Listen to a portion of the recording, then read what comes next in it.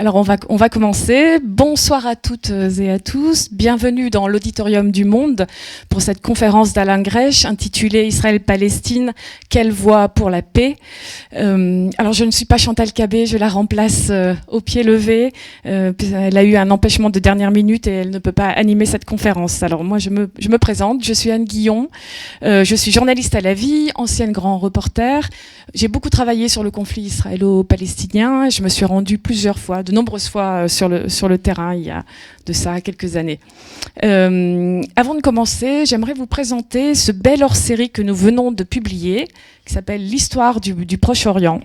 Le voilà, il est en vente à la sortie. Nous l'avons réalisé au lendemain du 7 octobre avec une conviction. Le choc, l'effroi face à l'horreur ne doit pas brouiller notre compréhension de la région. C'est le plus souvent en convoquant l'histoire que l'on réalise combien ces heurts, ces ruptures et ces soudaines bifurcations sont rarement le fruit du hasard. Le passé, même lointain, est toujours riche de clés qui peuvent aider à ouvrir des portes sur l'avenir. C'est pourquoi il nous a semblé nécessaire et important de prendre le temps de regarder ce passé afin d'éclairer le présent. Important de donner la parole à des spécialistes, des historiens, des penseurs, à des journalistes qui sont allés sur le terrain et qui peuvent rendre compte de la réalité. Car le réel est toujours plus nuancé et plus complexe qu'il n'y paraît. Et à le regarder trop vite, nous pouvons tous nous fourvoyer. Après l'assaut meurtrier du Hamas le 7 octobre 2023, qui a fait 1200 morts, et la riposte israélienne ultra-violente sur la bande de Gaza, la question palestinienne est redevenue centrale sur la scène internationale. Cette nouvelle étape tragique du conflit israélo-palestinien est-elle malgré tout porteuse d'espoir ? Alors, nous avons tous bien conscience que cette question peut paraître vaine, tant le désespoir règne sur le terrain. Dans la bande de Gaza, la guerre vient d'entrer dans son 4e mois. Les opérations militaires israéliennes ont fait jusqu'à présent plus de 23 000 morts à Gaza, majoritairement des femmes et des mineurs, selon un dernier bilan du Hamas, sans compter les blessés et les disparus. Les bombardements ont rasé des quartiers entiers de la bande de Gaza, déplacé 85% de la population et provoqué une crise humanitaire catastrophique selon l'ONU. Sur les 250 personnes prises en otage le 7 octobre dernier par le Hamas, 132 sont toujours retenues par différents groupes armés dans la bande de Gaza. Et l'inquiétude grandit. Le conflit pourrait même embraser la région. L'idée d'un transfert forcé des Palestiniens hors de Gaza, puis de Cisjordanie, commence même à se banaliser à la tête de l'État israélien. Si bien que les États-Unis, qui jusqu'ici ont soutenu inconditionnellement Israël, commencent à sérieusement s'inquiéter du tour que prennent les choses. Le tableau n'a jamais été aussi sombre. Mais il est souvent arrivé dans l'histoire que les traités de paix soient justement signés à la suite d'une escalade de la violence et de la tension. Alors, une voie pour la paix pourrait-elle se dessiner derrière ce chaos ? Quel avenir pour les Palestiniens ? Quel avenir pour la région ? Comment sortir de cette crise inédite ? Pour répondre à ces questions, nous accueillons ce soir Alain Grech. Bonsoir Alain Grech. Bonsoir. Vous êtes né au Caire, en Égypte, en 1948. Vous êtes journaliste, ancien rédacteur en chef du mensuel Le Monde diplomatique et fondateur des journaux en ligne Orient 21 et Afrique 21. Vous êtes un spécialiste reconnu du conflit israélo-palestinien et vous êtes l'auteur de nombreux ouvrages de référence, dont le fameux Les 100 clés du Proche-Orient avec Dominique Vidal, Israël-Palestine, vérité sur un conflit, De quoi la Palestine est-elle le nom ? Et puis le dernier, en tout cas publié, qui s'appelle Un chant d'amour, Israël-Palestine, une histoire française, avec la dessinatrice Hélène Aldeguer. Ça, c'est aux éditions La Découverte et vous pouvez le trouver aussi à la sortie. Il est en vente à la sortie. Et puis aussi, à la fin du mois de février 2024, si mes informations sont bonnes, il va y avoir une nouvelle édition de Israël-Palestine, vérité sur un conflit, aux éditions Pluriel. Alors, ce soir, nous sommes au total plus de 500 personnes à vous écouter, Monsieur Grech, jusqu'à 20h. Puis nous aurons une demi-heure pour des questions de la salle ou alors via le chat sur Internet. Eh bien, je vous laisse la parole. Bien, tout d'abord, merci beaucoup pour m'avoir invité et pour pouvoir échanger avec vous. Je ne vous apprendrai rien en disant, surtout en ce moment, ça a toujours été le cas, mais c'est plus ou moins vrai selon les moments, que c'est une une question qui soulève, en France, je veux dire, c'est pour ça que je parlais d'une histoire française, il y a peu de questions politiques qui suscitent dans les familles, parmi les amis, autant de débats, autant de controverses, par voie explosive. Des fois, je me dis que vous vous souvenez, enfin, vous avez vu cette gravure qui date de l'affaire Dreyfus, où il y a une famille qui est en train de manger calmement, et puis on voit après, ils en ont parlé, et tout est cassé de tous les côtés. On a l'impression d'être dans cette période, et puis on a l'impression aussi que c'est difficile de discuter, tellement les émotions sont importantes. L'autre chose que je voulais dire, c'est que j'ai toujours dit, je ne crois pas qu'il y ait objectivité de qui que ce soit sur ce conflit. Personne n'aborde ce conflit comme on aborderait un conflit sur la Lune, éloigné, etc. On est tous impliqués, on fait face à des récits différents. Et je vais essayer dans un premier temps de faire un retour sur les récits et sur l'histoire telle qu'elle s'est passée il y a un siècle, puisque c'est quand même un conflit qui date d'il y a un siècle. Et pourquoi on a deux visions totalement différentes. Ça ne veut pas dire qu'elles sont égales, en tous les cas de mon point de vue, mais elles permettent de comprendre les passions et la manière dont les gens sont impliqués. Ce conflit, il a une date de départ. C'est-à-dire, on peut presque le situer, c'est le 2 novembre 1917, quand Lord Balfour, qui est un membre important du gouvernement français, fait une lettre Pardon ? J'ai dit quoi ? Pardon, excusez-moi. Du gouvernement anglais fait une lettre adressée à Lord Rothschild, qui est un membre important de la communauté juive britannique, disant que les Britanniques regardent de manière favorable l'établissement d'un foyer national juif en Palestine. C'est une réponse au mouvement sioniste, je reviendrai sur qu'est-ce que c'est ce mouvement sioniste, mais c'est le point de départ, et pour le comprendre, il faut revenir donc, on est novembre 1917, c'est la dernière année de la Première Guerre mondiale, et les Français, les Britanniques et les Russes sont en train de gagner, et ils sont en train de se partager les restes ou ce qui va rester des empires vaincus. Alors, c'est pas encore tout à fait sûr qu'ils vont être battus, mais c'est à peu près sûr. Et on sait que dans cette Première Guerre mondiale, c'est un nouveau monde qui va apparaître, c'est-à-dire que les trois grands empires qui se partagent l'Europe d'une certaine manière, qui sont l'Empire ottoman qui contrôle une partie de l'Europe, la Russie tsariste et l'Empire austro-hongrois vont s'effondrer. Et les futurs vainqueurs se partagent de manière clandestine les restes de ces empires. Dans ces empires, il y a l'Empire ottoman qui contrôle ce qu'on appelle aujourd'hui le Proche-Orient arabe, c'est-à-dire en gros ce qui est la Syrie, le Liban, la Palestine, etc. Et les Français, comme les Britanniques, ont des ambitions différentes, et parfois contradictoires, et les Russes aussi, sur ces questions. Alors la Russie, on est le 2 novembre 17, donc le gouvernement issu de la chute du tsarisme n'a plus que quelques jours devant lui, avant la prise de pouvoir par les bolcheviks, mais il est partie prenante de ces négociations. Mais les deux principales puissances sont les Français et les Britanniques. Les Français ont un attachement particulier à ce qui deviendra le Liban, la Syrie. Les Britanniques veulent contrôler l'Irak, qui contrôle déjà l'Égypte. Et puis il y a le problème de la Palestine. La Palestine, c'est très important pour les Britanniques parce que c'est le contrôle, en fait, du flanc est du canal de Suez. Et que pour l'Empire britannique, le canal de Suez, c'est la voie jugulaire, je dirais, de l'Empire britannique. C'est-à-dire, c'est ce qui relie l'Europe aux Indes, et l'Inde, c'est le joyau de l'Empire britannique. Et donc, les Britanniques veulent contrôler cette terre de Palestine, mais les Français ont aussi des ambitions.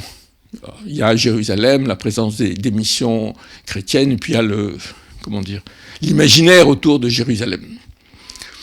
Bon, finalement, les Britanniques vont, en utilisant le mouvement sioniste, c'est un mouvement qui réclame la création d'un foyer national juif, je vais y revenir comme j'ai dit, vont évincer les Français et obtenir le contrôle de la Palestine. Après la Première Guerre mondiale, se crée la Société des Nations.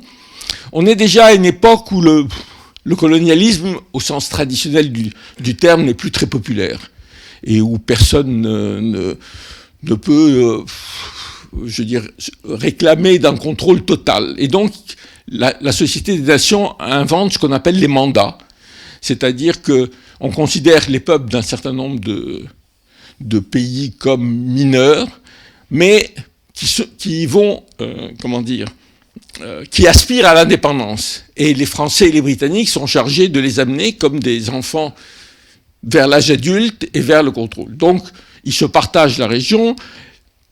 Les Français obtiennent le contrôle de la Syrie et du Liban. Les Britanniques obtiennent le contrôle de l'Irak, de la Palestine, de ce qu'on appelle la Transjordanie, et qui va devenir après la Jordanie. Et la Société des Nations va donner aux Britanniques non seulement le mandat sur la Palestine, mais dans son mandat, il y a l'idée qu'il faut mettre en œuvre la promesse de Balfour. Ce qu'on va appeler la promesse de Balfour, c'est-à-dire la fameuse lettre dont j'ai parlé, c'est-à-dire que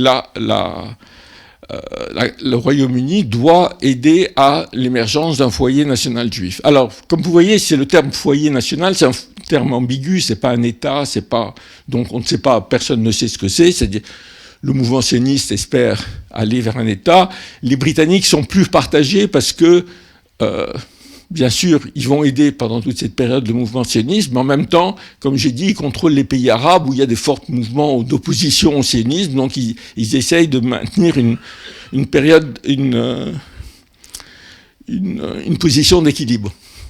Et si vous voulez, la différence entre ce qui va se passer en Palestine et ce qui se passe, par exemple, en Irak ou au Liban et en Syrie, c'est que dans ces pays, l'idée, c'est d'amener ces pays à l'indépendance. Or, sur la Palestine, ce n'est pas clair du tout. Et dans la promesse Balfour, il y a des formulations assez bizarres, puisque d'un côté, on dit qu'on veut créer un foyer national juif, et en même temps, on dit que ça ne doit... garantir les droits politiques des Juifs en Palestine, mais d'un autre côté, on dit qu'il ne faut pas mettre en cause les droits des autres religions qui sont là, les droits civils et religieux. C'est intéressant parce qu'il n'y a pas l'idée de droit politique. C'est-à-dire et c'est la différence avec les autres pays, c'est que pour les Palestiniens musulmans ou chrétiens, les Britanniques disent qu'ils veulent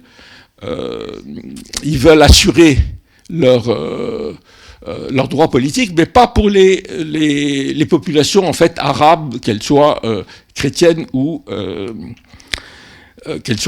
musulmanes. Donc si vous voulez, cette différence va être à l'origine de tous les conflits qui vont déchirer la Palestine à partir des années, à partir de 1920, à partir du moment où il y a ce mandat sur la Palestine, et jusque la Seconde Guerre mondiale.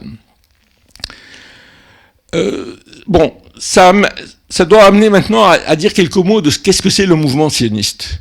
Le mouvement sioniste, c'est un mouvement qui tire son nom de Sion, qui est une des collines de Jérusalem, et il y a toujours existé dans l'histoire du judaïsme un lien particulier avec Jérusalem. Et historiquement, les Juifs religieux allaient en Palestine se faire enterrer parce que c'était là où le Messie devrait apparaître le jour final, je dirais, de la vie sur Terre. Donc, et globalement, à part des périodes de guerre, même quand c'était sous le contrôle des Ottomans, il n'y avait pas de restrictions à la venue des Juifs en Palestine. Ça a commencé à poser problème à partir à partir de l'existence du sionisme. Donc, il y a cette idée que c'est un centre important du judaïsme, mais jusqu'à présent, il n'y a pas eu de revendication de type politique là-dessus. Alors, elle va émerger au XIXe siècle pour différentes raisons. D'abord, c'est déjà avant même la Première Guerre mondiale, tous ces empires sont confrontés à des mouvements nationaux.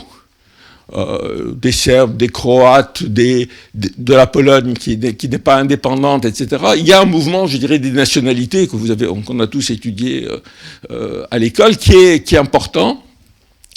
Et c'est dans ce cadre que va naître le mouvement sioniste, qui part sur l'idée que les Juifs forment une nationalité et qu'ils ont droit à un État. Alors, ça a suscité dès le départ un débat à l'intérieur des communautés juives.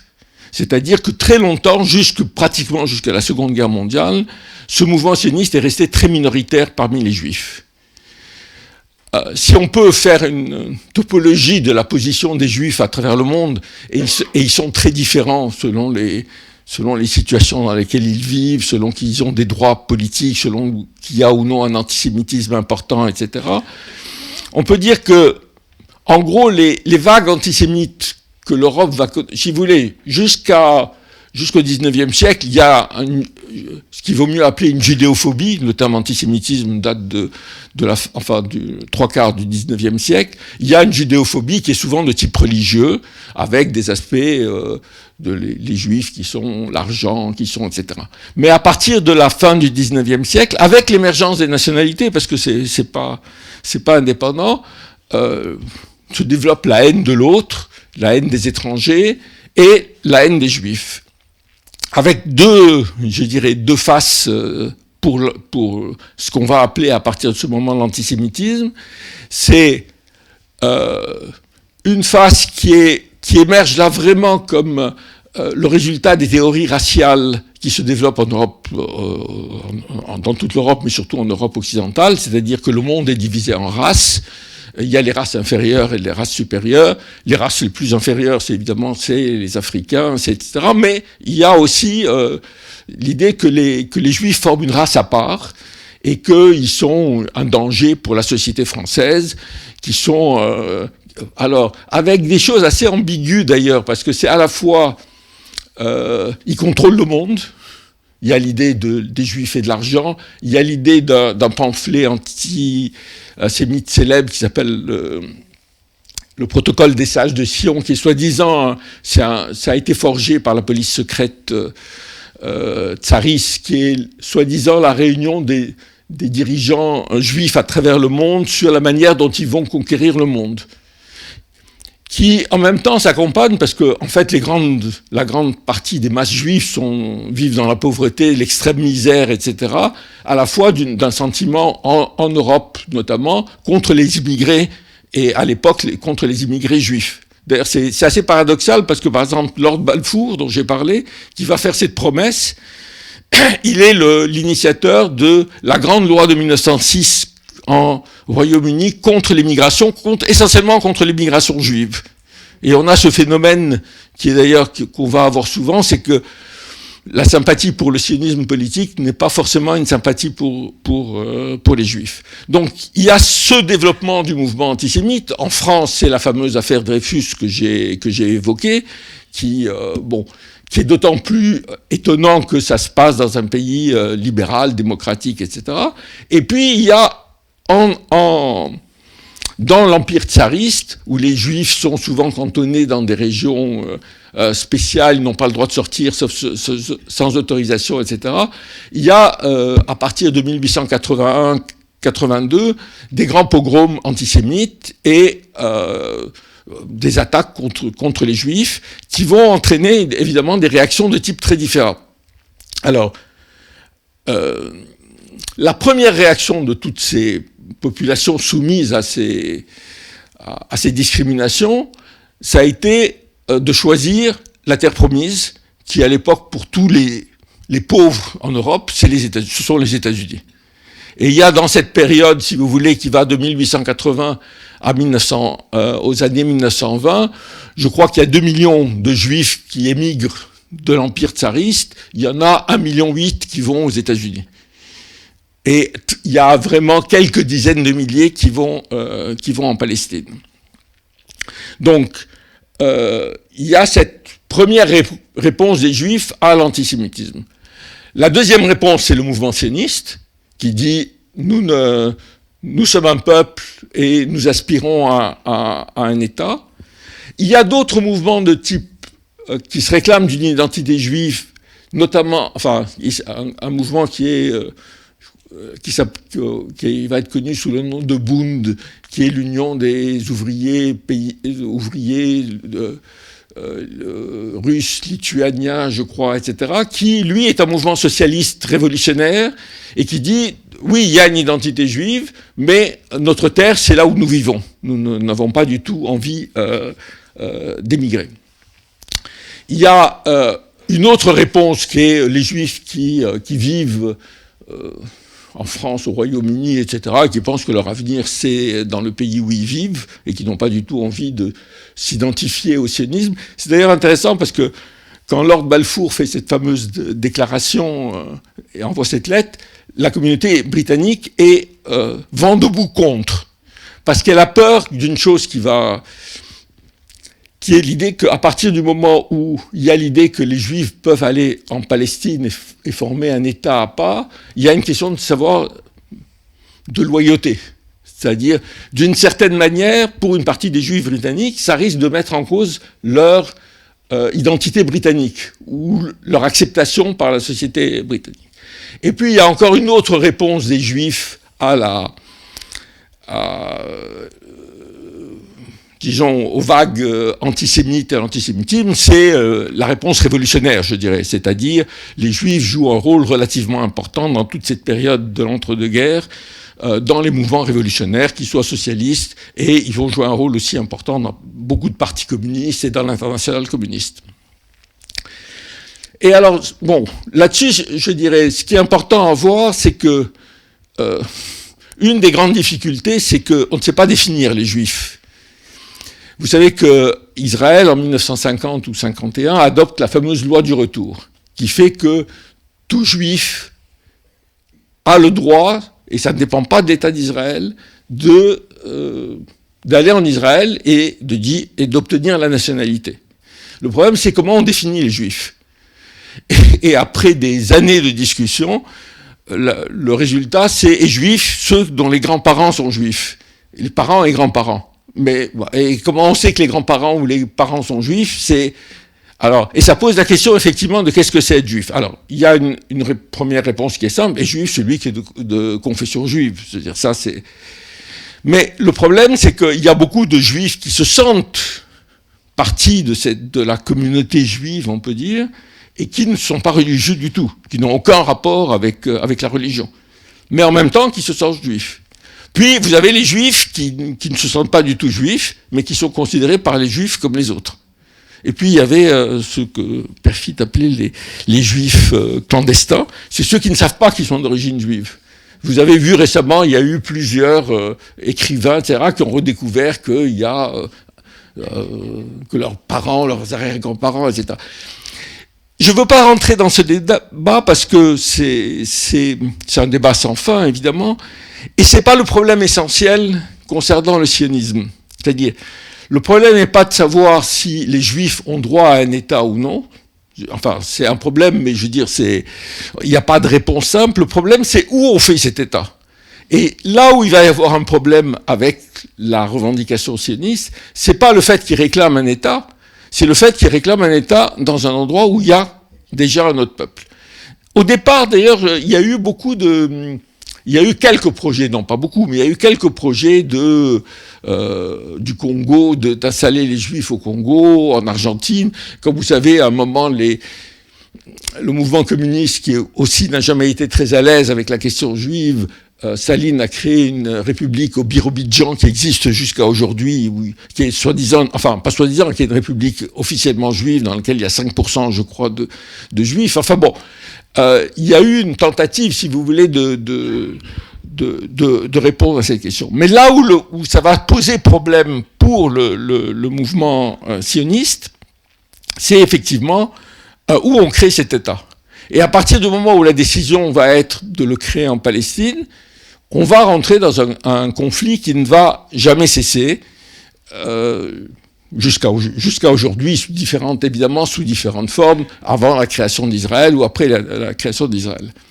Et une des choses qui est évidemment en débat, c'est que le fait que ce mouvement sioniste, aujourd'hui, apparaît, en tous les cas, à mon sens, il l'est, mais apparaît pour les Palestiniens et pour les peuples de la région comme typiquement un mouvement colonial.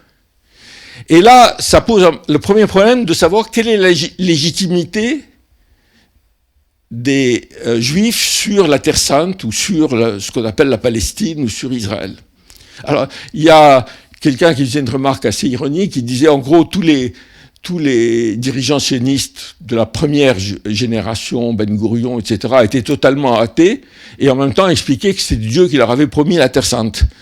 Donc, il y a cette idée que comme je dis, c'est pour ça que des fois les débats sont difficiles. Si vous discutez avec quelqu'un qui vous dit, effectivement, c'est dans la Bible et Dieu m'a donné la Terre Sainte, il n'y a pas de discussion possible. Je veux dire, c'est une légitimité qui est supérieure. Mais à partir du moment où vous êtes dans une relation, je dirais, je ne sais pas s'il faut dire laïque, rationnelle, etc., c'est évident qu'il n'y a aucune légitimité. C'est-à-dire le fait qu'il y ait un lien religieux entre les Juifs et Jérusalem ne leur donne pas plus de droit de créer un État que le fait que les chrétiens ont un lien particulier avec Jérusalem ou avec les musulmans. Donc là, il y a effectivement une question de légitimité. Et d'ailleurs, la question est tellement importante pour Israël aujourd'hui de cette légitimité et de la Bible comme la preuve de cette légitimité, c'est que la Bible, dans l'enseignement israélien, il est 1 heure par jour comme cours d'histoire. C'est pas un cours de religion. C'est cours d'histoire parce que ça légitime cette revendication. Et une des grandes difficultés qu'il va y avoir, c'est que très longtemps on n'a pas vu en Occident parce que les Arabes c'était loin, puis on avait l'impression qu'ils étaient des fanatiques, etc. C'est que cette légitimité affirmée par le mouvement sioniste, on ne voit pas au nom de quoi les Palestiniens ou les Arabes l'auraient accepté. Alors aujourd'hui, on est dans une autre situation, je vais y revenir après sur justement les possibilités de la paix, mais il y a là effectivement un problème. D'ailleurs, une des choses, à partir du moment où le mouvement sioniste a commencé à s'implanter en Palestine avec l'aide britannique. Jusqu'en 1939, c'est-à-dire à la veille de la guerre, il y a une aide totale du Royaume-Uni à l'installation de dizaines de milliers, centaines de milliers de réfugiés juifs. Alors là aussi, ça mérite une remarque. J'ai dit tout à l'heure que Balfour était comme beaucoup de dirigeants britanniques de l'époque, ils avaient une vision des Juifs extrêmement raciste. D'ailleurs, la première version de la lettre Balfour, c'était nous allons donner la race juive aura le droit de s'installer dans la Terre Sainte, quoi. Mais si vous voulez je vais boire un peu.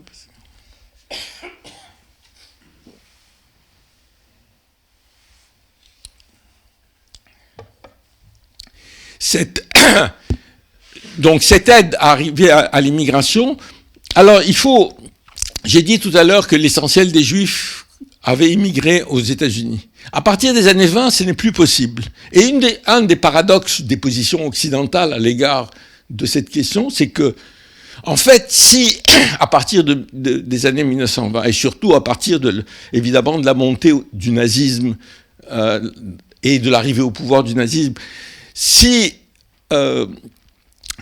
les pays européens et les États-Unis se sont fermés à l'immigration, et notamment à l'immigration juive. Et c'est ça le paradoxe. C'est-à-dire, à la fois, il y a une solidarité affirmée des Occidentaux à l'égard des Juifs, mais en fait, dans la réalité, les lois anti-juives, anti-immigrés, mais qui étaient vraiment, dans les années 20, des lois anti-juives, elles ont perduré aux États-Unis jusque dans les années 60. Et les États-Unis n'ont accepté de recevoir qu'un nombre très très limité des rescapés du génocide. Donc, il y avait l'idée que, effectivement, à partir beaucoup de Juifs sont partis en Palestine, vraiment parce qu'il n'y avait pas d'autre endroit où aller. Je dirais, il n'y avait pas d'autres endroits où aller. Mais vu du côté palestinien, c'était évidemment pas perçu du tout de la même manière. Pour une raison simple que il y a Albert Londres qui a écrit un reportage qui s'appelle Le Juif errant est arrivé, où il raconte l'émigration, il raconte la situation des Juifs en Palestine, les combats avec les Palestiniens, etc. Et globalement, comme souvent les journalistes, ils ne rencontrent que des Juifs qui sont installés. Pour des raisons d'ailleurs assez faciles à comprendre, parce qu'il n'y a pas l'obstacle de la langue, il n'y a pas l'obstacle de la culture, etc. Mais une fois, Albert Londres se réunit avec une série de dirigeants palestiniens, et un lui dit, écoute, nous, on a toujours accueilli les réfugiés, et on est prêt à accueillir les réfugiés. Mais on n'est pas prêt à accueillir des gens qui sont là, et qui disent qu'ils vont nous remplacer.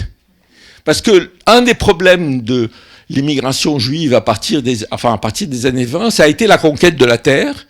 Alors, une conquête qui s'est fait par achat, c'est-à-dire ils ont acheté des terres, mais pas plus que le fait que les Britanniques achètent des terres dans le sud-ouest de la France ne justifie qu'on décide demain qu'on va créer, le Royaume-Uni va s'étendre. Le fait d'acheter la terre ne donne pas de droits nationaux, et puis surtout, il va y avoir le développement par le mouvement sioniste de l'idée du travail juif. C'est-à-dire, on presse, et des fois des pressions très dures, sur tous les propriétaires privés juifs qui sont en Palestine pour qu'ils n'embauchent pas de la main-d'œuvre arabe. Donc, c'est-à-dire, on achète la terre et ensuite les paysans sont exploités. Et évidemment, ça suscite des réactions violentes. Ce qui est intéressant si on peut dire, c'est que ces réactions violentes sont perçues par ces gens qui viennent souvent de Russie, etc., comme des pogroms.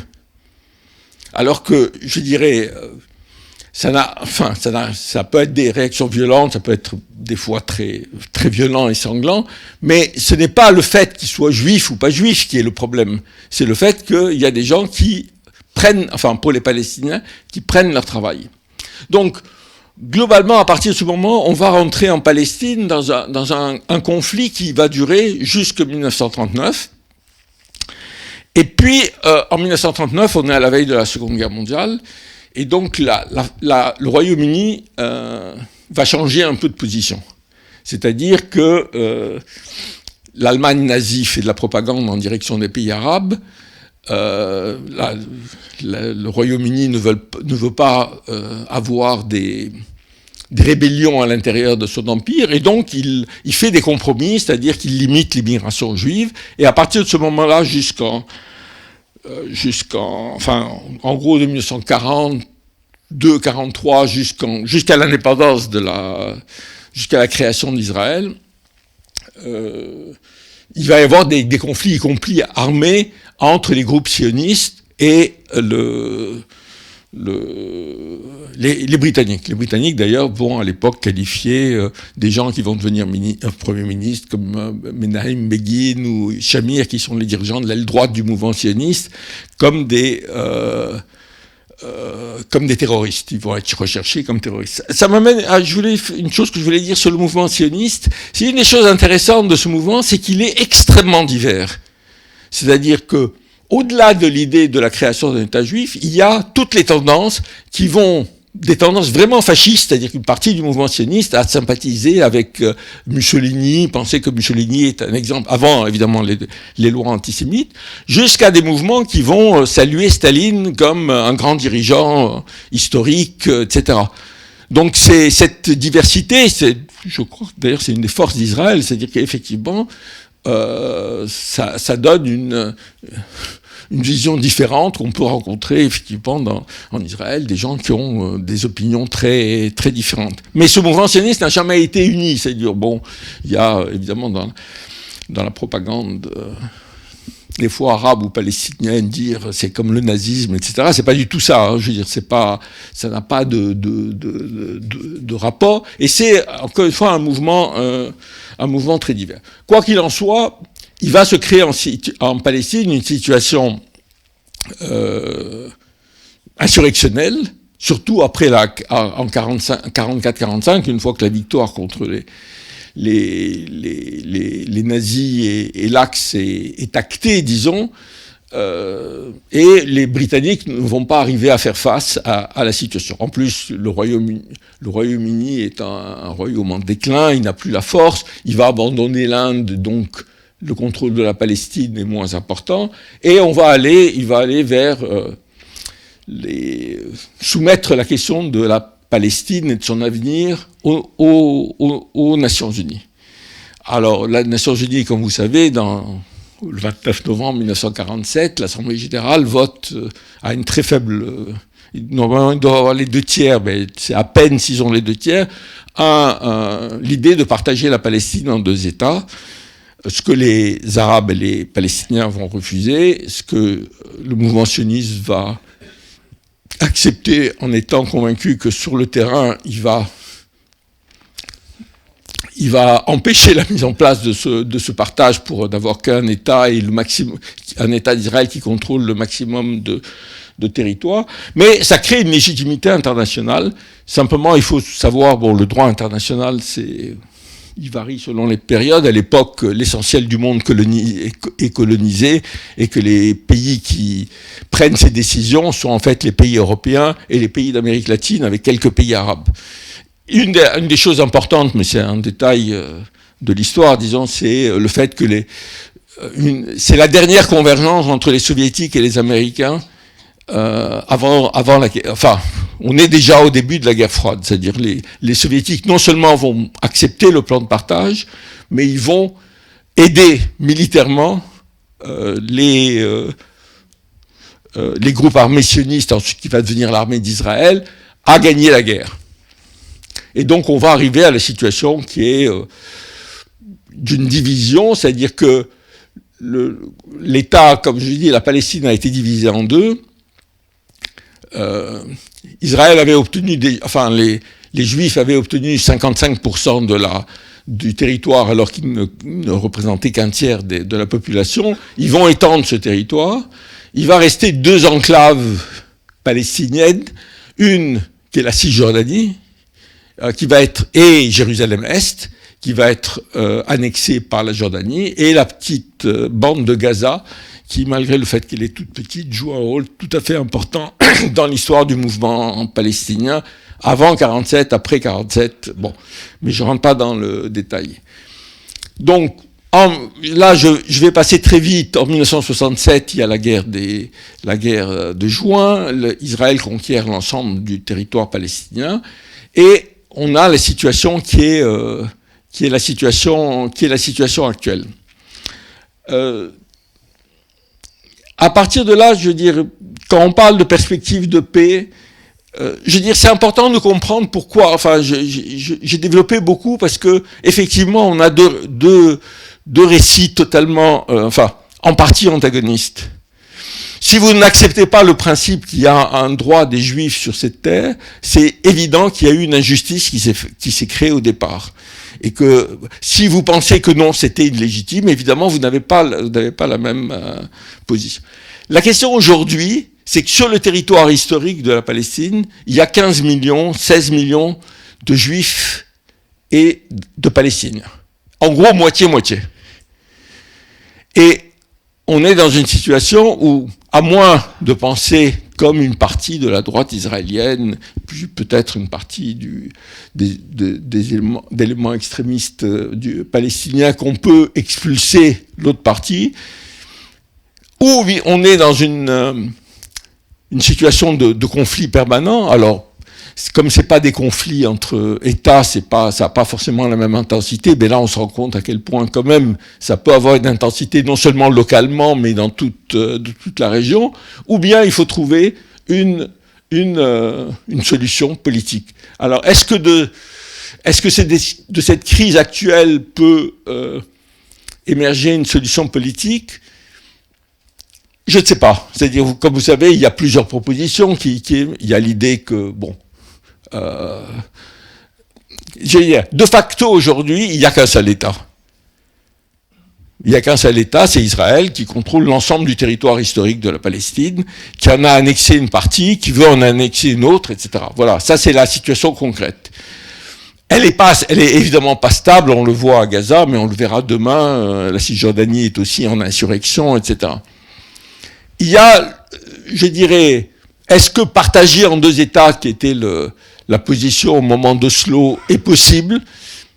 C'est une des positions. Vous avez vu que ces derniers temps, le président Biden, les Européens ont dit qu'il fallait relancer la solution en deux États, mais on se demande pourquoi ils ne l'ont pas relancé depuis 10 ans, parce que vraiment, c'était tellement évident qu'on allait vers cet affrontement. Et surtout, on ne voit pas très bien comment ils vont arriver à le faire maintenant, après cette guerre. Il y a l'idée d'une solution qui avait été une partie d'ailleurs du mouvement sioniste dans les années 20, une partie aussi du mouvement palestinien, ça a été la position du Fatah, de Yasser Arafat, dans les années 69-70. C'est un grand État où coexistent juifs, musulmans, chrétiens, ou bien deux nationalités, ou bien, etc., etc. Mais là aussi, ça apparaît aujourd'hui avec l'ampleur des haines que suscite cette guerre comme très difficile. Donc, c'est vrai qu'il n'y a pas de solution facile, mais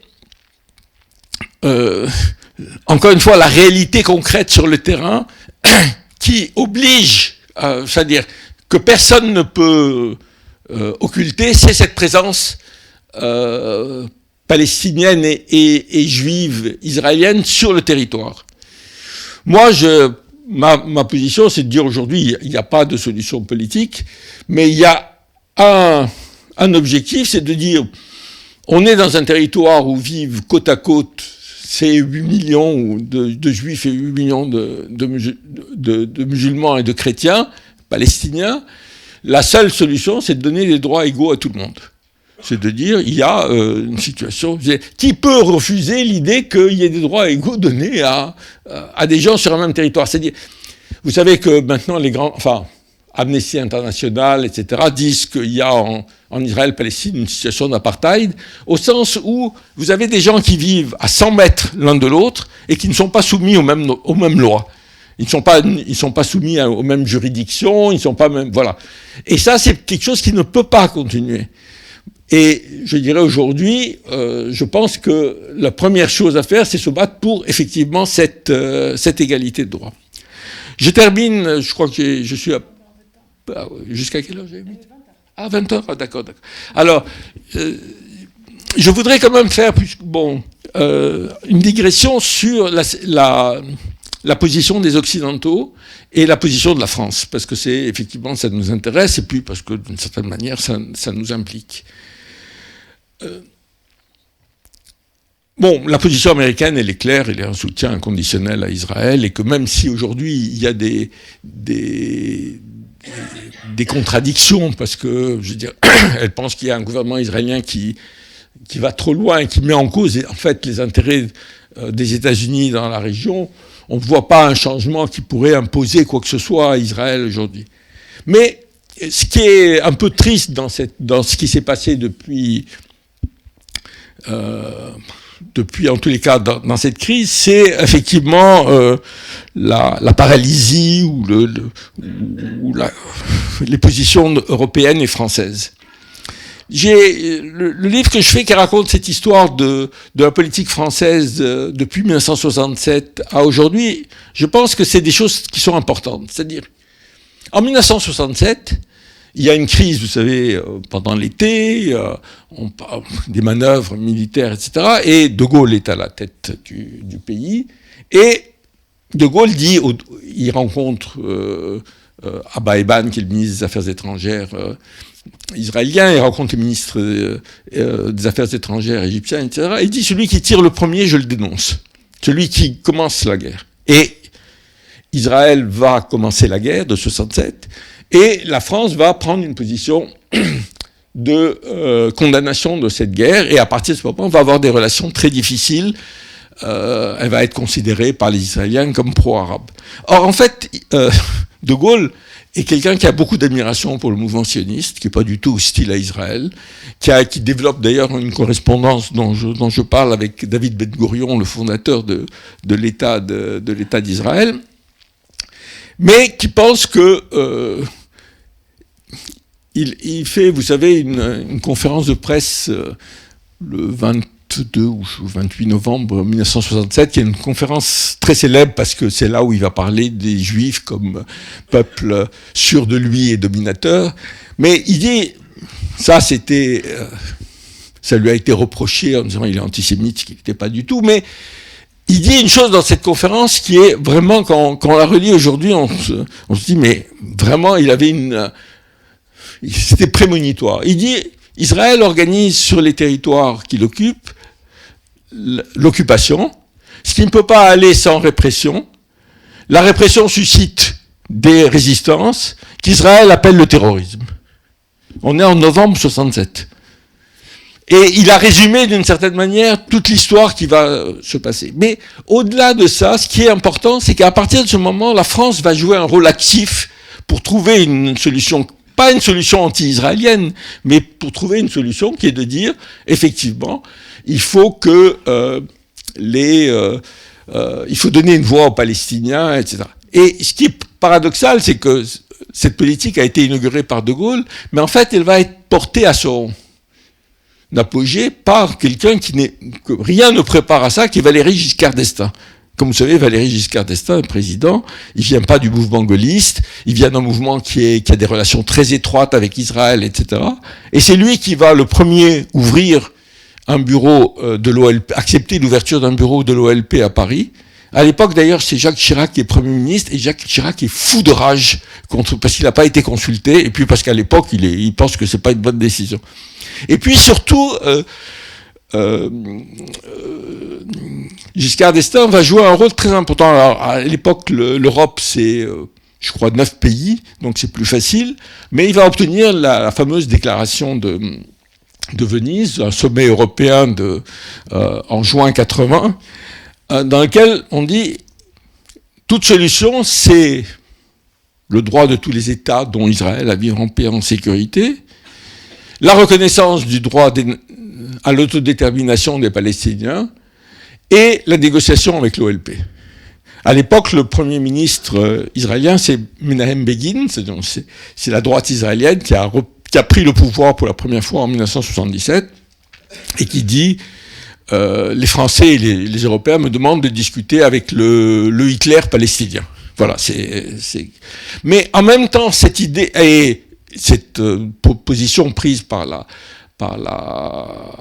France et l'Europe, elle est condamnée par les États-Unis aussi. Et en même temps, c'est la position qui va, par l'activité diplomatique, par le fait que on négocie avec l'OLP. Je vous rappelle quand même qu'à l'époque, les terroristes, c'est pas le Hamas, c'était l'OLP, c'est eux qui font les détournements d'avions. Ils ont fait quand même l'attaque contre les Jeux Olympiques de Munich, etc., etc. Je veux dire, il y a beaucoup de gens qui les dénoncent comme terroristes. La France dit, il faut faire le pari de négocier avec eux parce que c'est en intégrant ce mouvement à la négociation qu'on va obtenir des choses. Effectivement, petit à petit, l'OLP accepte de renoncer aux opérations militaires à l'extérieur, de négocier, etc., parce qu'il y a une perspective politique. Et je crois que ça, c'est quelque chose d'important à comprendre. On parle beaucoup du Hamas, peut-être on reviendra dans les discussions, mais la victoire du Hamas aux élections de 2006, elle n'est pas due au fait que brusquement les Palestiniens sont devenus plus islamistes ou sont devenus... Non, elles sont dues au fait que la perspective de paix défendue par Arafat et le Fatah, c'est-à-dire l'idée de 2 États, etc., elle a échoué. Et qu'il n'y a pas d'État palestinien après 15 ans de mise en application des accords d'Oslo, et que donc l'opposition, qui était le Hamas, gagne ces élections. Je crois que c'est important à comprendre, c'est-à-dire que vous savez, il y a eu évidemment une grande discussion sur le terrorisme, on pourra y revenir. Moi, pour ma part, je ne sais pas ce que c'est une organisation terroriste. C'est-à-dire, il n'y a pas d'organisation qui a le terrorisme comme idéologie. Il y a des organisations qui utilisent des actions de type terroriste, c'est-à-dire des actions qui visent les civils dans leur lutte. Voilà. Et en général, c'est effectivement les faibles qui l'utilisent. Ça a été utilisé par le Front de Libération Nationale algérien, ça a été utilisé par pratiquement tous les mouvements de libération où il y a eu des mouvements armés, ils ont utilisé l'arme du terrorisme. Même l'ANC, de manière beaucoup plus limitée, l'a utilisé. C'est-à-dire, bon, il y a cette fameuse déclaration de Ben Meidi, qui est un dirigeant du FLN algérien, qui est arrêté en 1955 par Osares, et je ne sais pas ce qu'il leur prend aux Français, il le montre à la presse. Le lendemain, ils vont l'exécuter. Et il y a évidemment des journalistes qui lui disent « mais vous mettez des couffins dans les cafés européens, c'est scandaleux, etc. » Il dit « écoutez, vous me donnez vos mirages, je vous donne mes couffins et mes bombes. » Je veux dire, il y a réellement quelque chose, c'est-à-dire que c'est dans ce sens que je dis, il y a évidemment des mouvements ultra-violents qui n'ont pas d'objectif politique, que ce soit l'organisation de l'État islamique ou Al-Qaïda. Mais la plupart des mouvements qui se battent, qui sont des mouvements de libération, ils ont des objectifs politiques. Et le terrorisme n'est pas un objectif politique. Le terrorisme est un moyen qui est moralement condamnable. Mais bon, je veux dire, si on condamne la mort des civils, je dirais...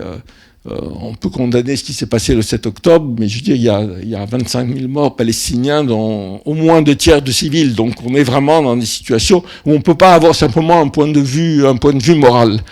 Si on veut donner une perspective aux Palestiniens, il faut qu'il y ait une perspective politique. Si les Français, les Européens et les Américains pensent qu'il y a une perspective de 2 États, ben écoutez, faites-le. Montrez-nous comment vous allez faire. Réellement, je n'ai pas de réponse à ça.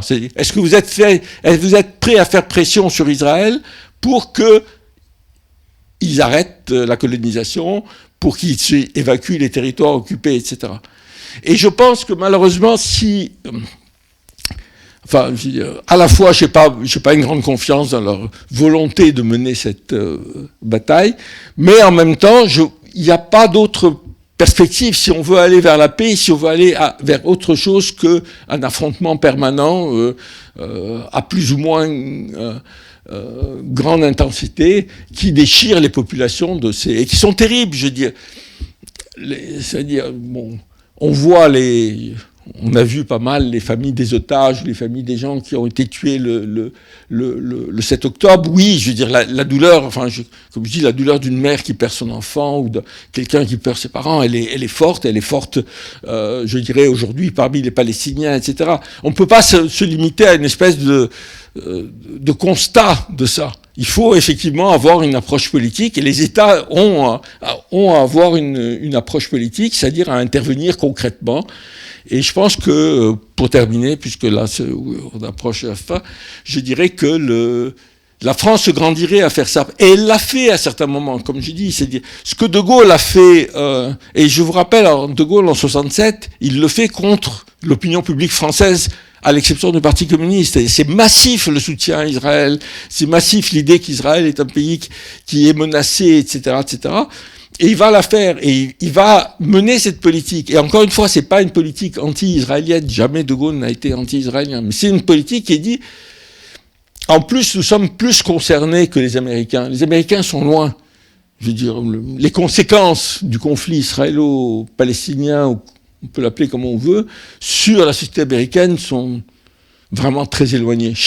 Dans toute l'Europe, elles sont fortes. Aujourd'hui, nos relations avec la région, elles sont profondes. C'est des relations pas seulement commerciales ou politiques, c'est aussi des relations humaines, c'est des échanges de population, etc. Je veux dire, ce conflit est vraiment porteur de choses très dangereuses à terme. Et je dirais, il ne s'agit pas simplement que la France prenne une position qui est, comment dire, juste à partir des principes, mais c'est aussi pour ses propres intérêts. C'est-à-dire que c'est vraiment notre intérêt que la Méditerranée soit autre chose qu'une mer de guerre et d'affrontement.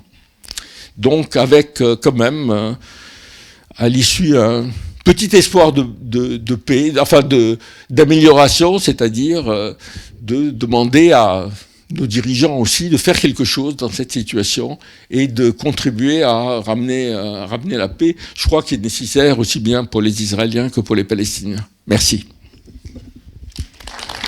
Merci. Alors, on va commencer notre discussion. On va commencer par une question dans la salle, et puis ensuite, il y a déjà aussi des questions sur le chat, donc on essaiera d'alterner. Alors, qui a levé le premier la main? Monsieur, je dirais. Bonsoir à tous. Moi, je voudrais rebondir sur votre dernière intervention. Ni la France, je parle du gouvernement français, ni les États-Unis aujourd'hui, dans les actes, donc c'est concret, ne font rien, absolument rien. Quand on regarde les discours, quand on regarde les actes, rien n'est fait. Alors, moi, je veux bien que vous dites ça honore la France, etc. Mais l'intensité aujourd'hui, avérée, du massacre des Gazaouis est hors norme. Il n'y a pas, tous les historiens, tous les journalistes en témoignent, il n'y a pas une intensité de massacre comme aujourd'hui. Donc sincèrement, je me dis pourquoi le gouvernement français ne fait rien et pourquoi le gouvernement américain ne fait rien à part les gesticulations de Blinken, on le voit. Donc vous écoutez, il a passé 5 jours à visiter les pays etc. Rien ne sort. Ils sont incapables d'appliquer la dernière résolution du Conseil de sécurité qui leur impose l'aide humanitaire. Ils sont incapables de l'appliquer. Alors comment expliquer ce soutien un gouvernement, disons-le, d'extrême droite, avec une frange fasciste, israélienne. Oui, effectivement, il y a une chose que j'ai pas bien... Dans le livre, quand je parle de la politique française, une des choses qui m'a frappé, c'est ce que j'ai appelé le tournant silencieux de la politique française. C'est-à-dire que, disons, jusqu'à Chirac, globalement, la France est pour une solution à 2 États. Elle a des relations importantes avec l'OLP et elle agit, elle essaye d'agir, avec ses moyens, c'est pas non plus une grande puissance, pour faire appliquer cette solution. Et une des manières dont elle agit, c'est de dire nos relations avec Israël dépendent de la question palestinienne, dépendent de la solution ou non-solution de la question palestinienne. Ce qui va changer après, ça va commencer avec Sarkozy, ça va continuer avec Hollande, et ça va s'accentuer, à mon avis, avec le gouvernement actuel, c'est que la position officielle n'a pas changé. C'est-à-dire, vous avez toujours l'idée, nous soutenons les 2 États, vous avez tous les 3 mois un communiqué du ministère des Affaires étrangères disant nous condamnons la colonisation, que le gouvernement israélien met à la poubelle aussitôt qu'il le reçoit, qui n'a aucune influence, et en même temps, nous développons des relations bilatérales avec Israël, comme on n'en a jamais développé à aucun autre moment. C'est-à-dire, sinon, dans les années 50, quand il y avait une alliance stratégique entre la France et Israël. C'est vrai sur le domaine militaire, c'est vrai sur le domaine économique, c'est vrai sur le domaine politique. La France a joué un rôle pour donner un statut à Israël. Il n'y a aucun État qui a le statut qu'Israël a dans l'Union européenne. C'est-à-dire avec des conversations, avec des privilèges en termes de coopération économique et scientifique. Et il ne faut pas oublier qu'une grande partie de la coopération scientifique, c'est de la coopération militaire. Voilà. Donc, il y a eu ce changement. Alors, pourquoi ce changement? Je pense qu'il y a quelque chose qui est important, j'ai pas évoqué ici, c'est que la grille de lecture du conflit a changé. Depuis, en gros, il n'y a pas un jour où ça a commencé, mais en gros, depuis le milieu des années 2000, c'est-à-dire avec la guerre mondiale contre le terrorisme. C'est-à-dire que la lecture du conflit avant, qui était une lecture finalement assez simple, il y a un occupant, un occupé, il y a 2 peuples, il faut trouver une solution, mais il y a un occupant et un occupé, donc on ne peut pas les considérer tout à fait de la même manière, a changé en disant finalement, ce qui se passe là-bas, c'est une partie de la guerre mondiale contre le terrorisme. C'est pour ça aussi que cette utilisation du terme terrorisme, moi, me révulse, parce qu'elle tend à dépolitiser les débats, à faire comme si nous affrontons quelque chose qui s'appelle le mal avec un grand M. Et bon, le mal, on le vainc jamais. Ça a commencé il y a des milliers d'années, ça va continuer après. Bon, il n'y a pas de fin à ça. Mais si on est dans cette logique, on ne lit plus le conflit de manière politique en disant que, bon, quels sont les ingrédients du conflit. On est dans un truc, le Hamas, ils sont méchants, ils sont terribles, ils font des crimes, bon, oui, et après, je veux dire, on disait ça du FLN algérien, on a dit ça, l'ANC a été considéré comme terroriste pendant très longtemps, y compris en France avant l'arrivée de Mitterrand au pouvoir, mais dans les années bien après, par les Britanniques et les Américains, et après, je veux dire, c'est de refuser qu'il y a de causes réelles. C'est comme j'ai dit, le Hamas, il n'est pas né de rien. Le Hamas est né de l'échec des écoles. Enfin, il n'est pas né de ça, mais il a pu se développer et devenir une force majeure à cause de ça. Et aujourd'hui, jamais le Hamas n'a été aussi populaire, pas seulement chez les Palestiniens, mais dans tout le monde arabe.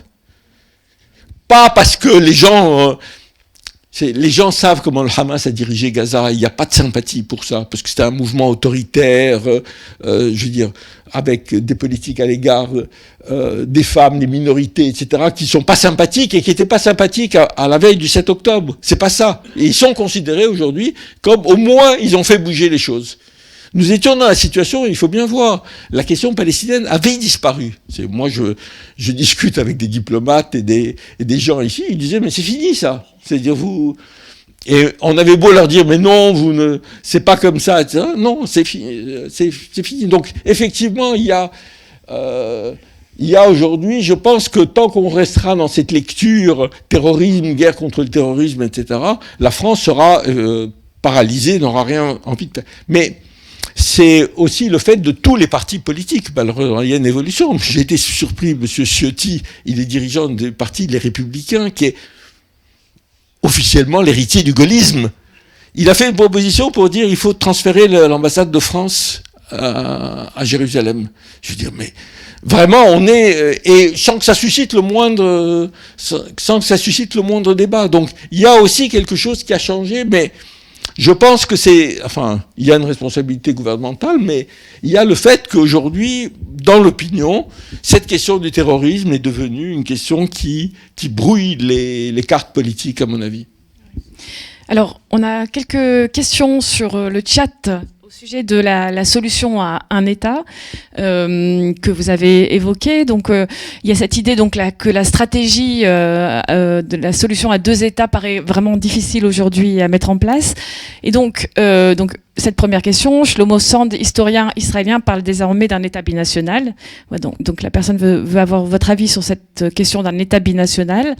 Et puis aussi, on a une question sur le mouvement ODSI en Israël. Donc le mouvement ODSI, c'est One Democratic State Initiative, donc l'initiative pour un seul État démocratique. Quel poids représente ce mouvement aujourd'hui en Israël? Et puis, une autre personne s'interroge, en disant viser une égalité de droit est un but louable, donc dans cet État, ce seul État, mais de quel droit parle-t-on? Qui sera le garant de cette égalité de droit et qu'en pensent les Palestiniens vu l'hégémonie actuelle d'Israël? Oui, réellement, si on parle en termes politiques, au sens de dire on va se battre sur un deux États, un État, etc., je dirais court terme, moyen terme, il n'y en a aucune. Je veux dire, on va pas y aboutir maintenant. Surtout, je dirais, la société israélienne est traumatisée. Aujourd'hui, globalement, 95% des gens sont pour qu'on élimine non seulement le Hamas, mais les Palestiniens de Gaza. Donc, on est dans une situation où le choc a été tellement important. Il faut comprendre pourquoi le choc est important. Je crois que ça dépasse très largement le fait qu'il y a eu un certain nombre d'atrocités. Mais je veux dire, c'est le fait que c'est la première fois que Israël est menacé sur son propre territoire. Et ça, c'est un choc important. Et bon, il y a eu des crimes commis le 7 octobre, j'ai aucun doute là-dessus. Mais la réalité, c'est qu'il y a eu 1200 Israéliens qui ont été tués. Il y a 500 ou 400 soldats et policiers. Que le Hamas a pris le contrôle d'une demi-douzaine de bases militaires. C'est-à-dire que toute la construction israélienne que on a construit un État fort qui peut nous protéger, etc., elle s'écroule. Et ça, c'est un choc pour la population israélienne, je crois, et qui fait que aujourd'hui, le résultat de ce choc, c'est de dire il faut plus de sécurité, il faut plus de bombardements, etc. Mais ça fait 50 ans qu'on est dans le même discours, si vous voulez. Pour assurer notre sécurité, il faut de la force, encore plus de force, encore plus de force. Mais ça fait 50 ans que ça ne marche pas. Et ça m'a frappé sur l'assassinat des cadres du Hamas. Mais je veux dire, ça fait 20 ans qu'on assassine des cadres du Hamas. C'est-à-dire, et après, avant, on assassinait ceux de l'OLP, hein, c'était ceux du Fatah, de Yasser Arafat. Et ça ne changeait rien. Parce que c'est pas ça le problème essentiel. Le problème essentiel, c'est effectivement une situation d'oppression. Alors maintenant, donc, il y a un moment où il va falloir que ça change. Et une des clés du changement, c'est effectivement le changement dans la société israélienne. Alors je ne sais pas comment il peut se produire. La fin de l'apartheid en Afrique du Sud, alors que le rapport démographique entre, disons, les Blancs et les Noirs était de 1 à 10, je crois, c'était le moment où la société blanche a commencé à craquer de l'intérieur. C'est-à-dire le moment où les gens ont dit « mais on n'a pas envie de vivre », enfin, ça devient insupportable comme ça.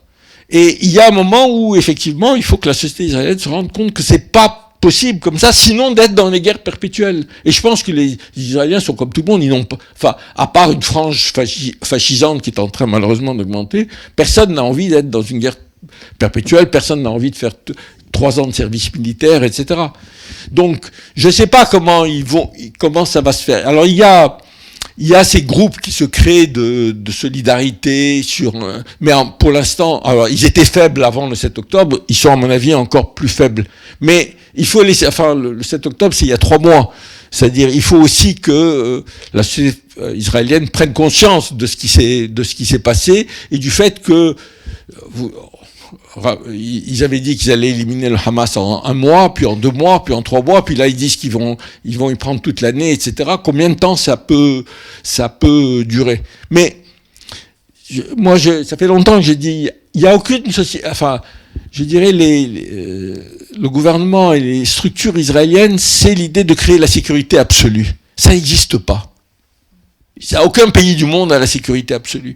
C'est-à-dire, si vous pensez, parce que si vous voulez la sécurité absolue, c'est-à-dire qu'il faut que vous imposiez à vos adversaires des situations où, comme je dis, la vie de 100 Palestiniens, la vie d'un Israélien vaut la vie de 100 Palestiniens.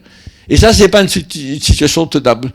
Les meilleures situations de sécurité, c'est quand même la paix. Et j'étais très surpris après 2015, quand il y a eu les attentats en France. Il y a eu toute une série de maires, dont M. Estrosi à Nice, etc., qui ont dit il faut s'inspirer du modèle israélien. Et je me dis, mais attendez, les Israéliens, ça fait 50 ans qu'ils vivent dans l'insécurité, et c'est ça le modèle que nous voulons imposer en France? Alors, madame, la deuxième, après monsieur.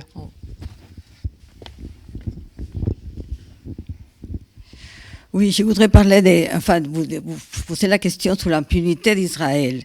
Parce qu'Israël commet tous les jours des crimes, et il y a la torture, la disparition, les enfants torturés, il y a 1500 enfants, je ne sais pas combien d'enfants en prison, et enfin, toutes les violations qui commet Israël et qui ne sont jamais condamnées par la communauté internationale, la réponse est toujours Israël a le droit de se défendre. On informe quand il y avait des attentats palestiniens, mais tout ce qui se passe en la Cisjordanie occupée, c'est presque jamais publié ou parlé par les médias. Donc je pense que c'est cette impunité des condamnations, manque de condamnation qui fait qu'Israël peut faire n'importe quoi et que jamais il sera présenté à la CPI, accusé même des crimes comme l'histoire de ces bateaux qu'il a tués, voilà. Donc c'est vraiment une question qui concerne la communauté internationale, parce que si jamais elle était mise des sanctions, comme on a fait avec la Russie ou d'autres, peut-être Israël ne se sentirait pas assez avec les droits de faire ce qu'il fait avec les Palestiniens.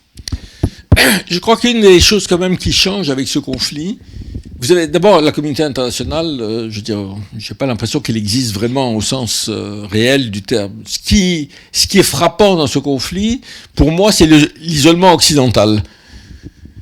Alors, évidemment, l'Occident reste, bon, on peut dire que l'Occident perd relativement de son poids dans le monde, et je pense que c'est vrai, mais en même temps, il reste une force essentielle.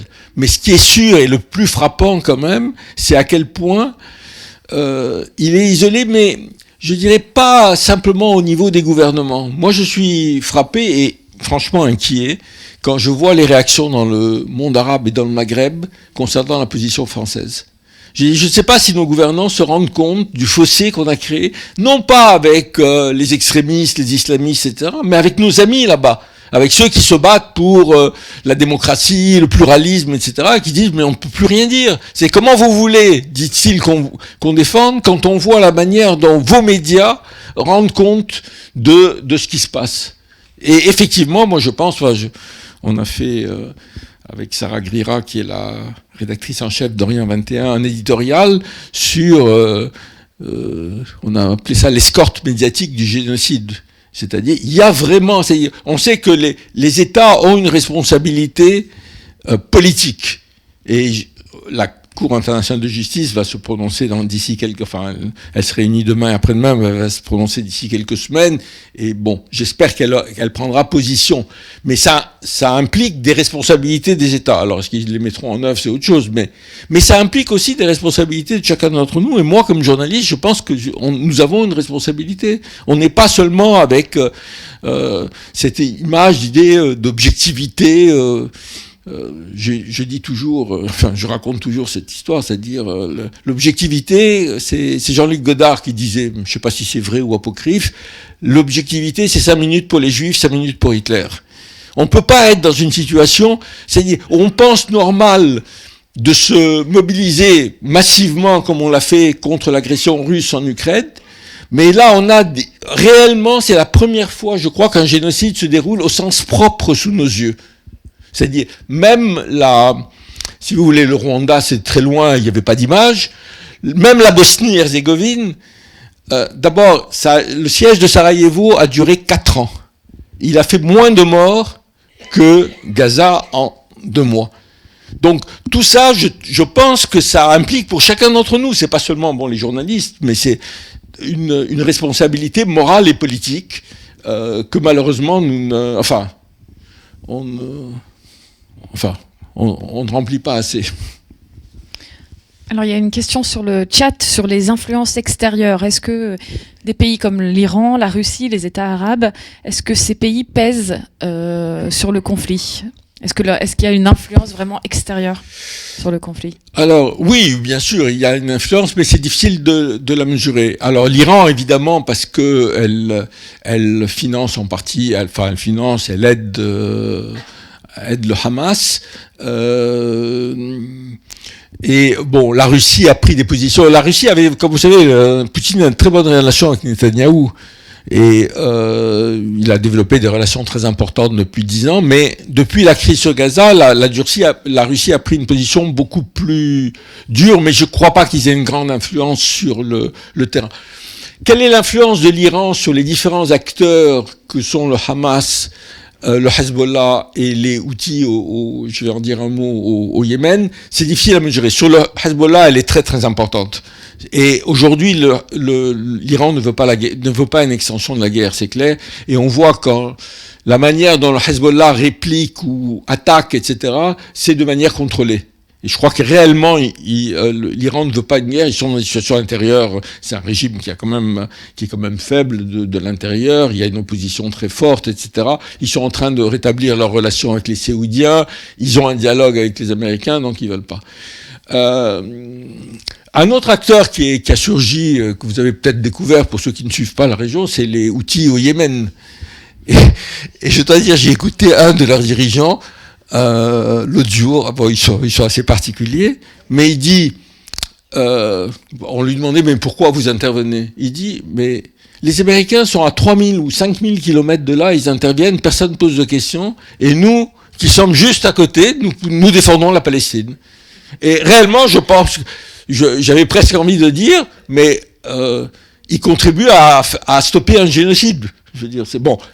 Je veux dire, voilà. Donc, mais l'inquiétant, c'est qu'on est quand même dans une région qui est explosive et où personne ne contrôle ce qui se passe. Et comme j'ai dit, même si le Hezbollah ne veut pas, même si je pense qu'il y a une fraction de l'armée israélienne qui voudrait en découdre avec le Hezbollah, mais c'est plus compliqué, etc. Mais ça peut arriver quand même. On peut arriver dans une situation. Et encore une fois, s'il y a une région qui va subir les conséquences, au-delà de la région elle-même, c'est nous, c'est l'Europe. Donc il y a intérêt à ce qu'on ait... Et puis l'autre chose, c'est mettre nos accords. Le niveau d'exaspération aujourd'hui, quand on entend, dans le monde arabe, quand ils entendent un dirigeant, que ce soit Macron ou un autre, parler des droits humains et de la démocratie et de la liberté, réellement on ne la mesure pas. Elle a toujours existé. Je veux dire, il y a l'idée, il nous donne des leçons, etc. Mais là, jamais ça n'a été aussi fort. Et là aussi, c'est inquiétant, et c'est inquiétant y compris pour les intérêts français. Monsieur, voilà, derrière toi, David. Juste derrière toi. Merci. Bon, je vous remercie de nous éclairer sur toute la partie historique. Maintenant, il y a un événement pour moi qui est quand même très important, et j'y pense presque tous les jours quand je vois ce conflit, et je me dis, est-ce qu'on pourra arriver à une même situation? C'est 1993, les accords d'Oslo. On a eu quand même quelque chose d'extraordinaire qui s'est passé, puisque deux leaders qui étaient quand même des guerriers se sont serrés la main et ont commencé à discuter. Ce que je me demande aujourd'hui, c'est est-ce qu'il y a un contexte, et est-ce qu'il y a des interlocuteurs, que ce soit en Israël, dans ce gouvernement qui a pas l'air du tout d'être pacifiste, et le Hamas ça a pas l'air d'être non plus une de ses priorités. Est-ce qu'il y a des interlocuteurs qui sont prêts à discuter pour arriver à un accord de paix? Bon, je reprends le titre de la conférence. Est-ce que ça, c'est une voie pour la paix? Et l'autre question, qui est un peu un corollaire, c'est est-ce que le Hamas a une légitimité, puisque ils ont été élus en 2006? Est-ce que aujourd'hui, vous avez l'air de dire que oui, mais d'autres personnes disent que non? À Gaza, ils sont populaires. Bon, je me mets un peu à la place des gens qui ont tout perdu. Ils vivaient pas très bien avant le 7 octobre. Est-ce qu'aujourd'hui, ils ont gagné quelque chose, même si on parle d'eux? Donc voilà, je me demande, est-ce que on peut ressortir de cette conférence avec un peu d'espoir? Écoutez, moi j'ai toujours été quelqu'un d'optimiste, donc je pense qu'on peut. Juste un mot sur le Hamas. C'est vrai que c'est difficile de savoir ce que les Gazaouis pensent. Il y a eu des sondages. Alors, il y a eu des sondages faits il y a un institut très sérieux à Ramallah qui fait des sondages chez les Palestiniens de la diaspora, Cisjordanie et Gaza. La cote de popularité du Hamas a explosé partout, sauf à Gaza, où elle est quand même importante. Et pour une raison que la journaliste Amira Haas, qui est une des journalistes les plus courageuses israéliennes qui travaille pour Haaretz, disait, elle a fait hier ou avant-hier un article sur est-ce que les Palestiniens de Gaza peuvent dire qu'ils sont contre le Hamas? Ils peuvent pas, mais pas. On peut toujours dire qu'ils sont menacés. Et comme j'ai dit, le pouvoir de Hamas, comme d'ailleurs celui de l'autorité palestinienne, c'était des pouvoirs autoritaires, je veux dire qu'ils n'hésitaient pas à arrêter les gens, etc., etc. Mais il y a aussi le fait que quand vous êtes dans un peuple qui subit ce qui est subi, même si vous pensez que vous avez tout perdu, c'est difficile de dire nous sommes contre. Je veux dire, voilà. Donc, alors, il y a aussi l'important à comprendre, c'est que le Hamas est une organisation politique. Un des problèmes que nous avons en général avec les mouvements dits islamistes, c'est que nous pensons qu'ils ne sont pas analysables et compréhensibles à travers le fonctionnement normal des partis politiques. Et alors, ils sont tout à fait... C'est-à-dire, le Hamas a eu des stratégies extrêmement souples Comme vous savez, ils ont négocié avec Netanyahou pendant des années. Netanyahou a accepté, parce qu'il voulait diviser la scène palestinienne, il a accepté que le Qatar envoie de l'argent pour payer les fonctionnaires, etc. Mais au-delà de ça, ils ont fait des trêves avec Israël qu'ils ont maintenues. Les gens des services de renseignement disent qu'ils aiment bien, c'est beaucoup dire, négocier avec eux, c'est-à-dire qu'il y a effectivement, c'est une structure politique. Alors ils sont divisés, comme le Fatah a été divisé avant les accords d'Oslo, parce qu'il y a des ailes plus ou moins extrémistes, mais ça n'a rien à voir avec l'islam. Je rappelle toujours les Hamas est issu des frères musulmans. Donc et ils étaient très forts à Gaza historiquement, parce que Gaza faisait partie de l'Égypte, que les frères musulmans étaient historiquement forts en Égypte. Quand les Israéliens occupent le Gaza en 67, ils commencent à se développer d'abord une lutte armée très importante qui va être cassée par les militaires israéliens, et ensuite une opposition politique liée à l'OLP. Et toute cette période qui va de 67 à 88, c'est la première intifada, le discours des frères musulmans, c'est de dire, à l'époque, c'est de dire, on a perdu la guerre parce qu'on est des mauvais musulmans, et donc le problème c'est de retourner à une bonne pratique de l'islam. Et donc on ne s'intéresse pas à l'occupation. Et les Israéliens vont aider le Hamas parce que ça fait contrepoids à l'OLP. Quand en 88, ça devient intenable avec la première intifada et sous la pression de nouvelles générations des frères musulmans, ils vont avoir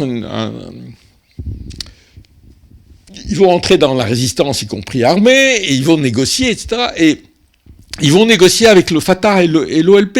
Et à plusieurs moment, ils se mettent d'accord sur l'idée, oui, nous sommes d'accord sur un État palestinien en Cisjordanie et Gaza. Alors, ça ne veut pas dire qu'on renonce pour l'histoire à nos droits sur la Palestine, mais on accepte ça. Après tout, dans le gouvernement israélien, il y a des gens qui pensent depuis très longtemps que les Palestiniens n'existent pas, qui pensent qu'ils n'ont pas droit à un État, qui sont au gouvernement. Et ça ne pose aucun problème à notre gouvernement, aux gouvernements occidentaux, de négocier avec eux. Quand le Hamas a gagné les élections en 2006, ça a été une situation ubuesque. C'est-à-dire, ça faisait des années que les Européens, les Occidentaux se battaient pour des élections. On a des élections libres, vraiment les plus démocratiques possibles qu'on peut avoir sous occupation. Le Hamas gagne. Et qu'est-ce que l'Europe dit ? On ne va pas discuter avec vous et on vous coupe les vivres. Mais je veux dire, bon, d'abord, c'est-à-dire que la démocratie, c'est uniquement quand c'est nos hommes ou nos femmes qui sont élus. Et puis, c'est-à-dire, je comprends qu'on puisse avoir une discussion, c'est-à-dire, discuter avec le Hamas ne veut pas dire accepter ses positions. C'est simplement être dans une situation où, justement, pour leur dire, nous vous demandons parce qu'on leur disait, il faut que vous acceptiez les accords d'Oslo. Je disais, oui, c'est très bien, en 2006, de dire il faut qu'ils acceptent les accords d'Oslo, mais vous demandez la même chose à Israël. Si vous demandez la même chose à Israël réellement, oui, ça a une certaine logique, quoi. Mais bon, on les a boycottés, on a poussé à un affrontement entre le Fatah et le Hamas. Un des problèmes de la scène palestinienne, c'est que, effectivement, elle est divisée. Comme vous savez, Mahmoud Abbas a, je ne sais plus, 88 ans, il a un pouvoir qui est aussi autoritaire que celui du Hamas, et qui ne rend compte à personne, et qui est surtout totalement impopulaire. Je crois que sa cote de popularité, c'est 5%. Donc, et le Hamas a une cote de popularité, mais n'a pas forcément les cadres. En plus, une des choses extraordinaires, c'est que et ça a été vrai à un moment pour le Fatah, c'est-à-dire vous assassinez au fur et à mesure les dirigeants politiques les plus brillants, et après vous vous retrouvez avec des gens qui ne dirigent pas l'organisation, qui ne contrôlent pas l'organisation, avec qui il est plus difficile d'avoir des accords. Du côté israélien, je veux dire, aujourd'hui, c'est clair qu'il n'y a pas de camp pour la paix en Israël. Je veux dire, c'est évident, mais ça ne veut pas dire que ça va changer. Un des problèmes sur les... Moi, j'ai toujours été si vous voulez, pour faire la paix, pour accepter une solution de compromis, il faut payer le prix. Il faut si vous voulez, si vous êtes dans la situation où étaient les Israéliens, disons de la fin de la seconde intifada, c'est-à-dire 2008-2009, après la mort d'Arafat jusqu'à aujourd'hui, on a tous les avantages. On a l'occupation, on a d'excellentes relations politiques, commerciales, militaires avec les Européens, etc. Pourquoi on fait la paix? Pourquoi on ferait la paix? Et c'est aussi l'autre journaliste très brillant de Gideon Levy qui disait le discours israélien, c'est de dire quand c'est calme, pourquoi on va bouger? Et quand il y a des actions, c'est de dire regardez, c'est des terroristes. Et, effectivement, je veux dire, on est dans une situation qui est impossible, quoi. Mais bon, là, est-ce que la communauté internationale, enfin, la communauté occidentale, parce que c'est elle qui a le plus d'influence aujourd'hui, qu'est-ce qu'elle peut faire? Il y a aussi, il faut le dire, l'absence des pays arabes. Hein, je veux dire, bien sûr, tous les pays arabes ont condamné, mais il n'y a pas une mesure réelle, concrète, prise pour faire avancer les choses, quoi. Donc ça aussi, c'est un problème. Alors, il y a une question sur le chat sur une figure palestinienne bien connue qui se trouve en ce moment dans une prison israélienne. Il s'agit de Marwan Barghouti. Est-ce que, selon vous, Marwan Barghouti pourrait représenter un espoir pour la paix? Alors, curieusement d'une certaine manière, pas en ce moment, parce que depuis le 7 octobre, tous les prisonniers politiques palestiniens sont à l'isolement, etc., les prisonniers palestiniens ont toujours été un élément très important de la société palestinienne. D'abord parce que pratiquement tous les hommes passent en prison, donc ça crée quand même une certaine solidarité. Et puis parce que il y a eu des combats communs, il y a eu des grèves pour les conditions de ça. Et puis c'est là où vraiment le Fatah et le Hamas discutent. Donc on peut imaginer que de ça sorte quelque chose, et effectivement Marwan Barghouti est une des figures. En même temps, comme je dis toujours, écoutez, c'est aux Palestiniens de décider. Je veux dire, ici c'est pas à nous de dire voilà les bons, etc. On peut espérer que Marwan soit là parce qu'il a ce prestige, il a été un des éléments de la seconde intifada, y compris dans son aspect terroriste. Hein, je veux dire les brigades de El-Aqsa qu'il dirigeait, je veux dire, elles ont commis des attentats terroristes, etc. Mais c'est avec eux qu'on peut discuter, mais ça demande effectivement une ouverture du côté israélien. Il y a aujourd'hui, j'ai lu, je ne sais plus qui disait que une des solutions, c'est qu'il faut libérer les prisonniers politiques palestiniens. D'autant plus que vous savez qu'il y a je ne sais plus combien de milliers de gens qui sont en détention administrative, qui est une des pires choses, c'est-à-dire que vous êtes en détention à vie, sans passer par sans passer par des tribunaux. Simplement, on reporte ça. Et c'est une forme d'otage. Je veux dire, c'est pas pire que les otages qui ont été capturés, quoi. Alors, une dernière question dans la salle. Il y a de ce côté-là et de ce côté-là, et je ne sais plus qui a... Bon, alors on va prendre les deux questions. Allez, on est généreux. Les gens là-bas sont... Bien. Les gens là-bas avant. Hein, ouais. Ma question sera assez rapide. Devant l'absence totale de réaction de la communauté internationale, l'absence totale de sanctions par rapport au génocide commis à Gaza, je pense qu'une solution pourrait être que la communauté internationale revendique, vous l'avez mentionné à un moment dans votre propos, revendique sur ce territoire entre la mer et le Jourdain, l'égalité de droits civiques entre tous les habitants de ce territoire. Parce que ce serait le préliminaire à toute autre solution. Qu'on fasse deux États, qu'on fasse un seul État, tout passe d'abord par la reconnaissance des droits civils égaux entre les habitants de ce territoire.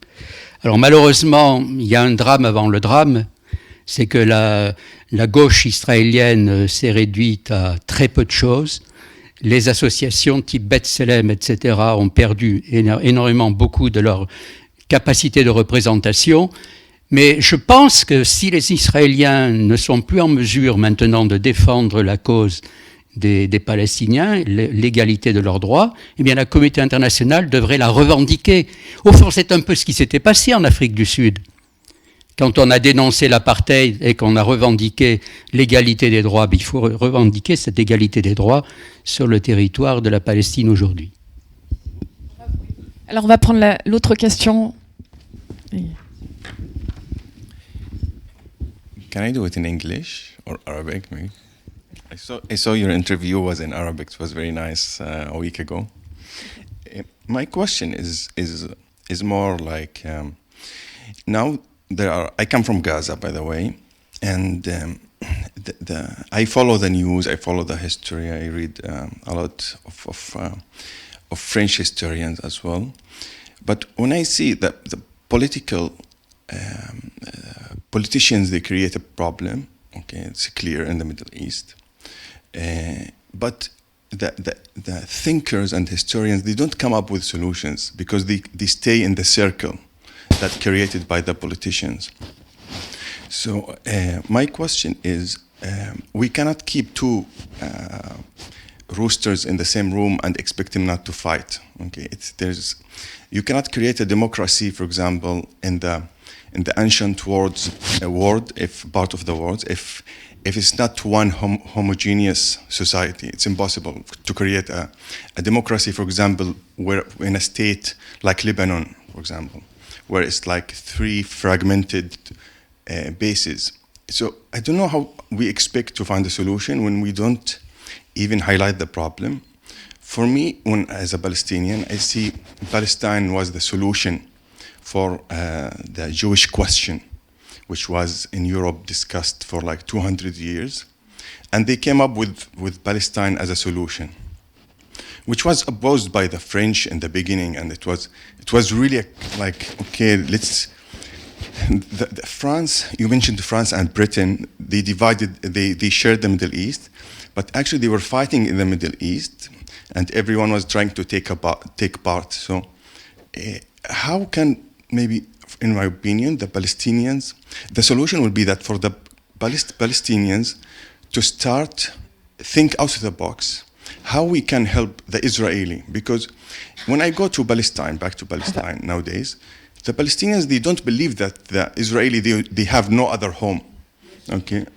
Pardon, on va essayer de traduire, parce qu'il faut qu'on traduise ce que vous dites.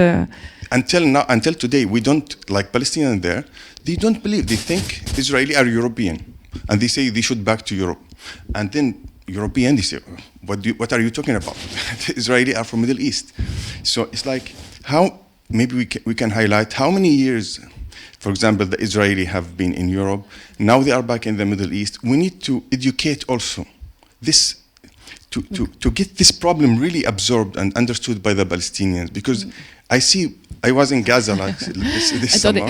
Sorry. Alors, on va essayer de traduire globalement. This is the idea. Okay. Alors, donc, monsieur est palestinien, il vient de Gaza, et il demande, voilà, comment est-ce qu'on peut, ce que je résume, hein, comment est-ce qu'on peut tenter de penser hors de la boîte. C'est une expression anglophone pour dire, bah voilà, trouver des solutions autres, aller chercher d'autres solutions, plutôt que de juste regarder les deux, donc Israéliens et Palestiniens, comme des coqs qui se battent dans une arène. Donc aller chercher ailleurs des solutions et essayer d'être créatif dans ces solutions. Et aussi d'essayer de faire comprendre aux Palestiniens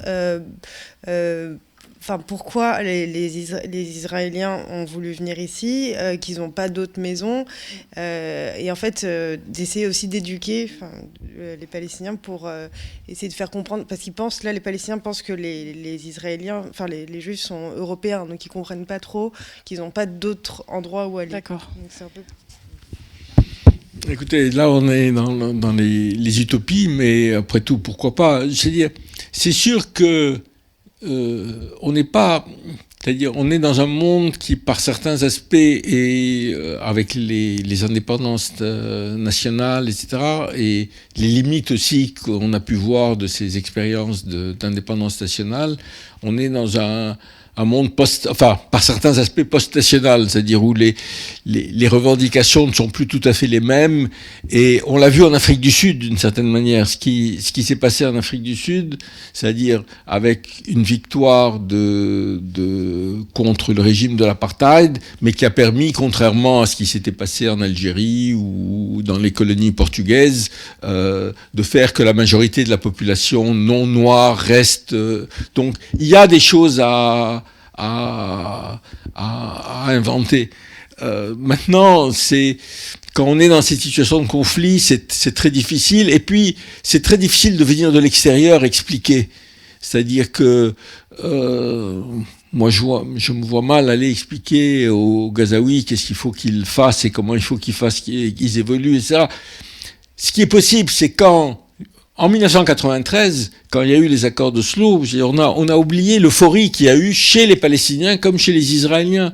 Il y avait avant même les accords d'Oslo, quand il y a eu l'ouverture de la conférence de Madrid, les Palestiniens qui sortaient de la première intifada, qui allaient offrir des fleurs aux soldats israéliens, on avait l'impression qu'il pouvait y avoir une dynamique de paix.